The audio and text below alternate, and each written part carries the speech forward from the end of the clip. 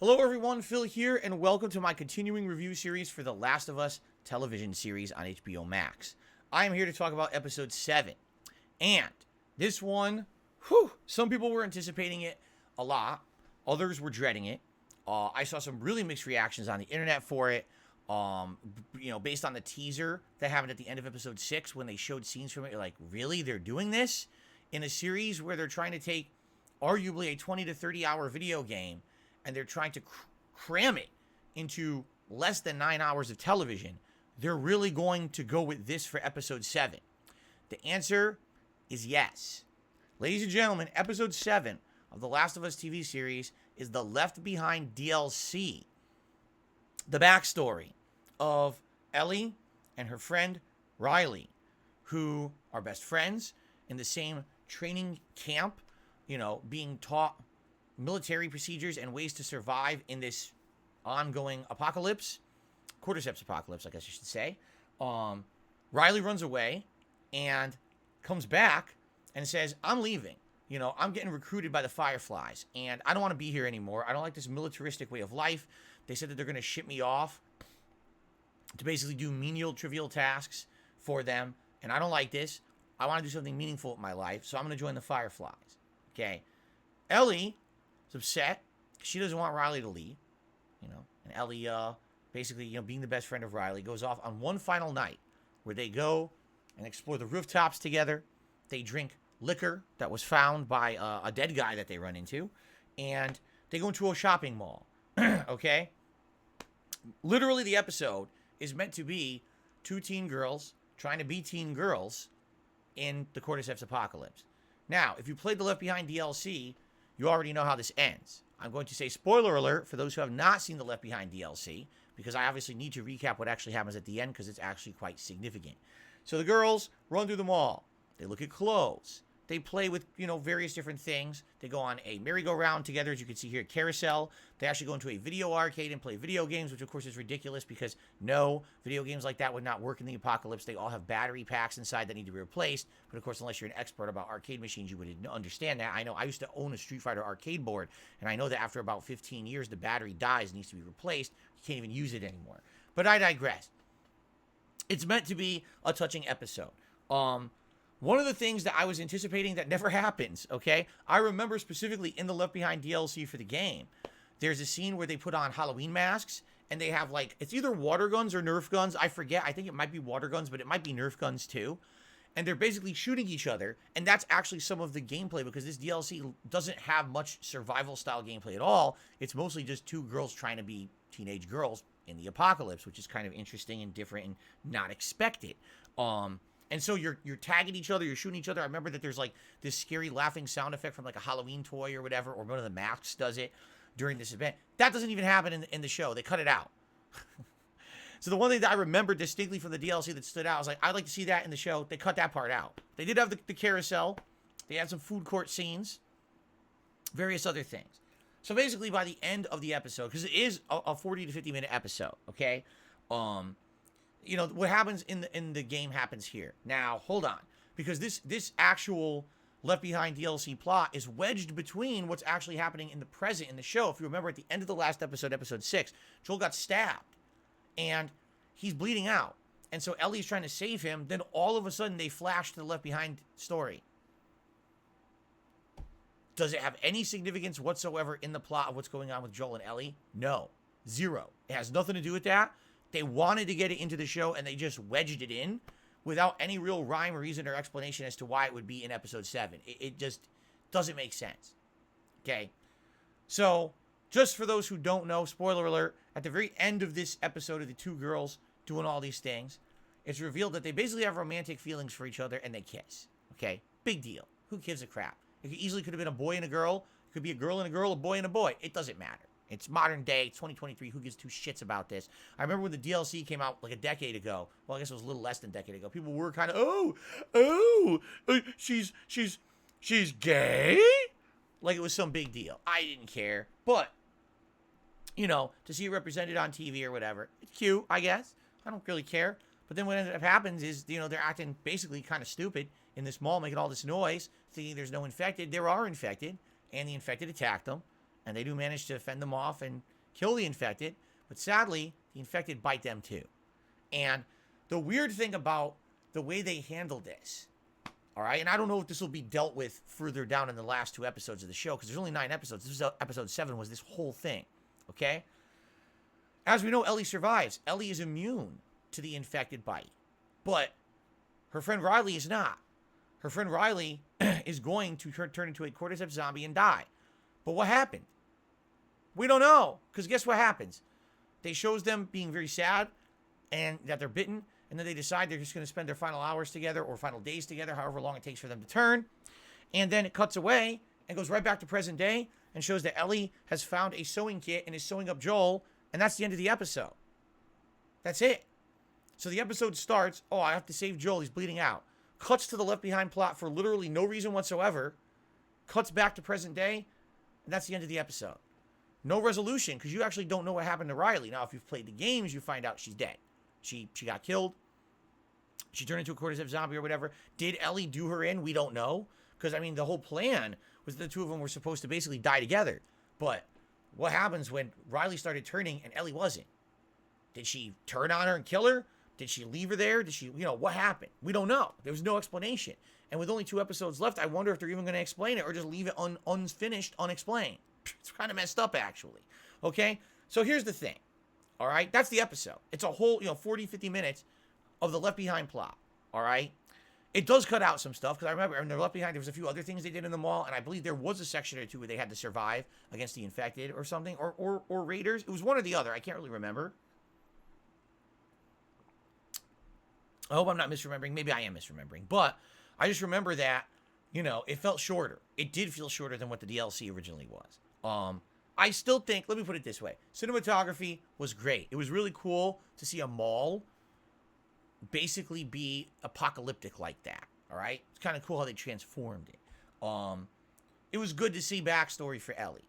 To see a little bit more of her character development. Okay? It was nice. It was nicely shot. I think the Riley actress was actually quite good as well. Everything was done well, just like the whole series. You can't complain. The cinematography's been good. The music is good. The acting is good. But when it all comes down to it, there's basically one glaring problem with this episode. All right? And simply put, all right, it's a rerun. Because we already had episode 3. Okay? We already had an episode, a standalone episode, where you got to see 2 people. In that case, it was 2 gentlemen, Bill and his partner, right? I can't remember his name at this point, but they had a whole episode of them surviving in the apocalypse, their romantic relationship and how that was panning out and how they worked together and they were romantically involved and they worked with Joel and Tess and all of that. And that was a whole new episode added to the plot that wasn't in the games, okay? Wasn't at all. It was added completely, changed that little bit of information we had about the games, about Bill having this relationship, and turned it into a whole full-blown episode. It was nice the way that it was in the series, but I told you in my review of that, it basically would have been great as a standalone, but if we're trying to tell the story of The Last of Us, the story of Joel and Ellie, why is this in the series, correct? Again, this is a rerun. It's basically an attempt, again, to push this kind of a relationship, dramatic story down our throats, when all we want to do is hear the story of Joel and Ellie in the cordyceps apocalypse, right? The reason that this was a DLC was because they couldn't fit it into the main game. And the main game was 20 to 30 hours long, and they couldn't fit this segment.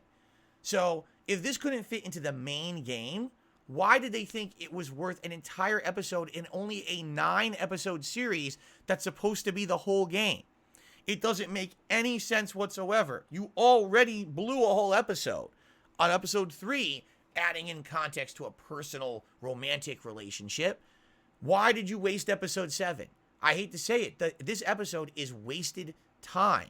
At a time when those of us who are fans of The Last of Us want to see all our favorite epic moments. We want to see better character development between Joel and Ellie. What's ended up happening is, because they have 2 entire episodes that are completely removed from what the plot of the main game was, you only have a 7-episode series of The Last of Us. In less than 7 hours, you cannot properly tell this story.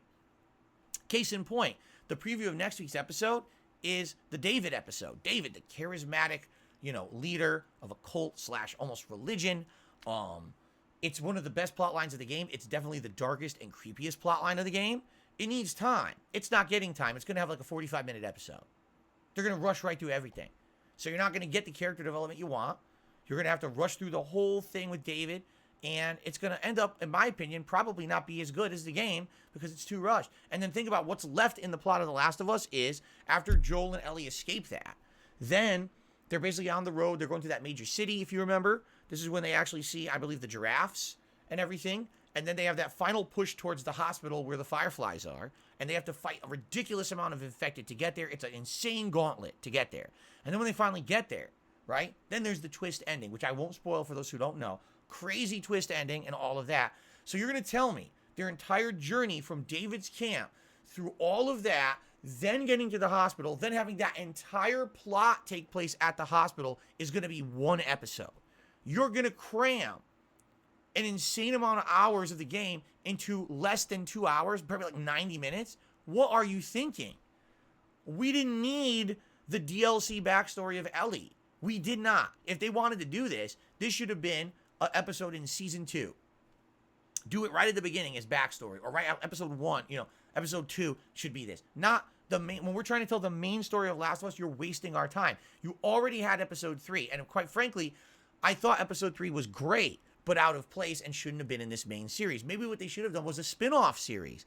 The Last of Us Addendum, or The Last of Us Appendix. Stories that are spin-off stories that are very interesting, but don't have to really be involved with the story of Ellie and Joel. All right? If anything, what's happening now, the pacing of this series is terrible because you have not enough zombies at all. They have not appeared that often in the show, and when they do, they're barely a part of it. We don't have enough character development between Ellie and Joel.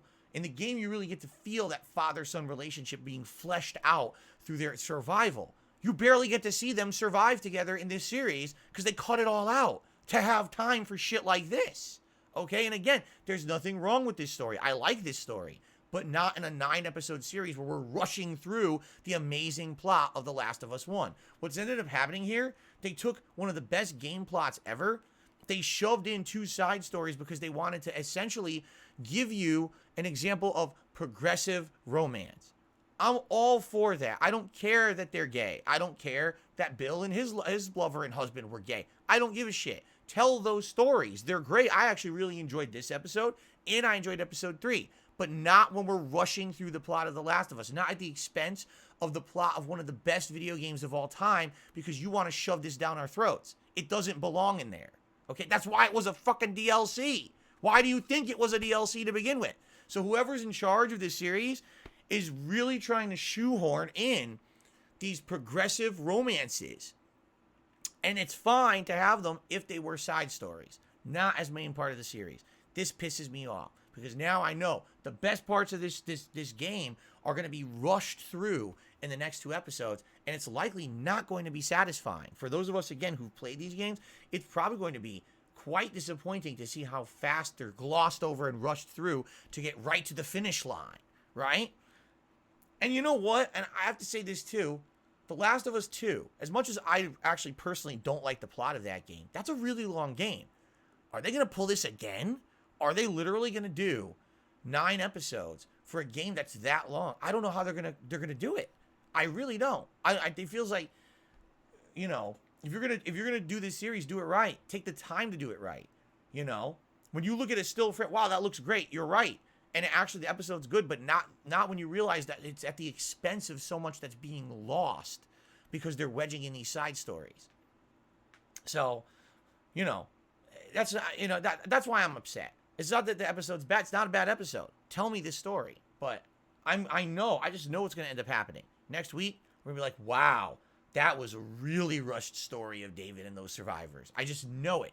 Because how are you going to fit that story? That's hours and hours into 50 minutes, But we have to now because this is the choices that they made making this series. We have to have 2 episodes to shove the progressive romance down your throat when you'd rather have the good story that we already knew from the game. We're going to get this one instead. Well, that's the choice they made. Personally, a complete rerun of episode 3, a completely wasted episode. You could literally, watching this series, you could watch episode 1 and 2, 4, 5, and 6, 8 and 9. and you will get exactly the same story as if you watched it with episodes 3 and 7. That's a problem. Thank you for watching my review of episode 7. I'll be back next week to talk about episode 8 and see how badly they rushed David's story. We're going to find out. Guys, thank you. Oh, by the way, next week, ladies and gentlemen, it's Troy Baker week. I know you're excited to see him in the show. I am too. All right, everyone. Thanks for watching. See you next week.